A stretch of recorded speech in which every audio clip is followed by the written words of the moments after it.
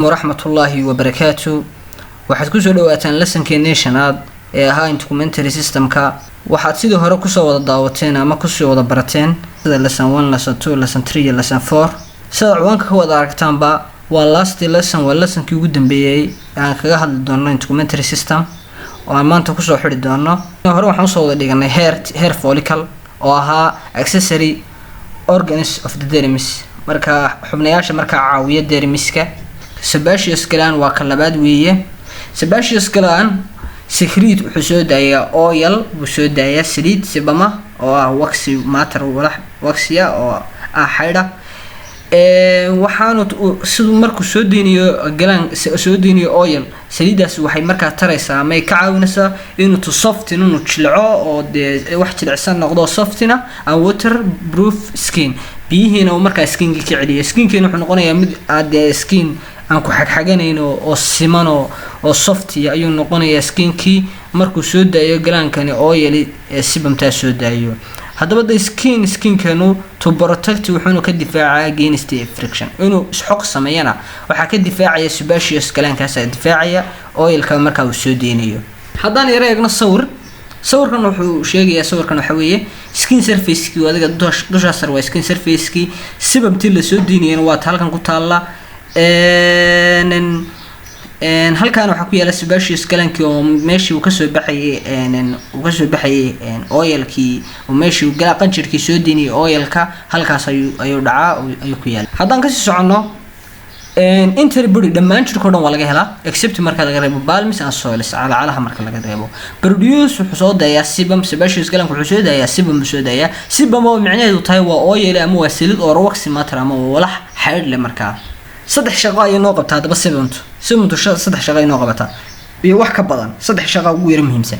it reduce water loss, waxayna yareysaa water loss-ka biyaha baxaya from the skin kana baxaya maqaarkeena surface oogada sare maqaarkeena ka baxaya.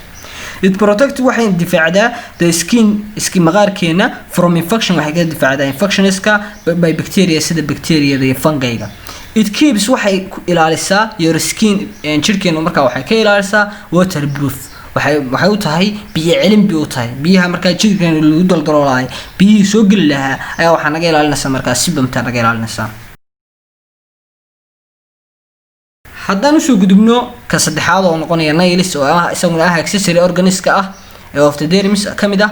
nailsku waa protective, waxay protect garayaan ka first daboolaan of end fingers, faraha hore dhamaadka faraha hore ay daboolaan and toes iyo kuwa suulasha adimada. the structure of nail ciididu haddaba structure bay leedahay. waxa kamid ah nail blade baa kamid ah, nail groove baa kamid ah, lanuula kamid ah, cuticle baa kamid ah. intaaba sawir ahaan baan ku faahfaahin doonaayo waayo Soomaali ahaan uma sheegi karno. nail blade iyo nail groove waa sawir ahaan baan ku tusayaa. sawirkeena waa kan. haddaba nail groove-ku waa ciididu xagga yar iska haysato weeye ee geeska iska haysto yaa nail groove la dhahaa. nail blade-na waa ballaarka, waa inta ballaaran ee ciididu ku fadhido yaa nail blade la dhahaa. lanuula waa inta yar cad, inaad wax yar cad inaad aragteen muujiye waa inta yar cad ayaa la dhahaa. cuticle-na waa barta bardhamaadka ay fartu iyo ciididu iska haysato ayaa la dhahaa cuticle. inaad fahanteen baan wada maleynayaa. sweet gland ka afraad ku soo xigay waa sweet gland waa qanjirka soo saara marka dhididka soo saara. inter skin dhammaan jirka oo dhan waa laga helaa oogadiisa sare except marka laga reebo nables ibtanasaha and part of external genitalia qayb ka baxsan marka genitalia. function of sweet gland haddaba qanjirada haddaba dhididka soo daayay shaqooyinkii noo qabtaan maxay yihiin? waxay noo qabtaan prevent overheating, waxay ka hortagaan kulaylka aadka u badan. waxay produce waxay soo saaraan air wax dhulkay bay soo saaraan. produce waxay soo saaraan oo kale milk caani soo saaraan during lactation marka lagu jiro xilliga naasnuujinta oo kale. types of sweet gland qanjirada haddaba dhididka soo daaya noocyo u qaybsamaan. kow waxa ugu horeeya waxa la yiraahdo eccrine. eccrine waa most numerous, waa ta ugu badan weeye.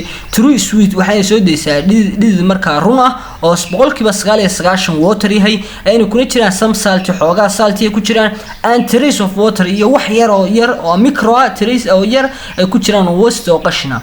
waxayna leeyihiin open through pores, dalool u furan marka banaanka oo skinka dushiisa sare ay markaa leeyihiin. sawirhaan oo ku arki doonaa. apocrine waa talabaad weeye. Apocrine waxa weeye waxay marka hore waxa laga helaa inta badan waxa laga helaa axillary-ga sida iyo analka wadabada. Axillary-guna waa kilkilooyinka iyo genital area iyo inta cawrada only kaliya. haddaba axillary-ga waa horta axillary-ga timaa ku yaala, analkana timaa ku yaala, genital area-na timaa ku yaala. haddaba dhagtiskooda haddaba iyagu wuxuu u furan yahay hair follicle-ka khanka tintu ka soo baxdo ay tumbadoodan u furanta oo bartaas ay dhididku soo marayaan. sawirhaan oo ku arki doonaa modified apocrine baa jira. apocrine marka la habeeyay ayaa jirta oo loo yaqaano mid waxay noqonaysaa suraminous iyo mammary. suraminous iyadu waxa weeye waa secret airways, iyadu waxay soo daysaa dhulkayun. maamriguna isaguna wuxuu soo dayaa milki caano soo dayaa xilliga soo deynaya markasta caano soo deynaya markasta caano soo deynaya wuxuu soo deynaya xilliga lagu jiro during lactation ka xilliga naasnuujinta uu soo deynaya caano. sida hadda halkan sawirka nooga muuqata halkan waxay noo yaala skin surface-ka weeye dushi sare skin-ka, halkan timihii waa tintii weeye. sweet board-kan ku shiiyo waka board-ka daloolka marka u furan banaanka waa ka weeye. dermis halkaas sare marka inta board-ka banaanka u furan wuxuu u furan yahay dermiski, inta dhexe lagu dul wareegayana waa dermiski. dermiskana waxa ku dhex yaala sweet galan qanjirkii marka dhiidka soo deynayay yaa marka ku dhex yaala.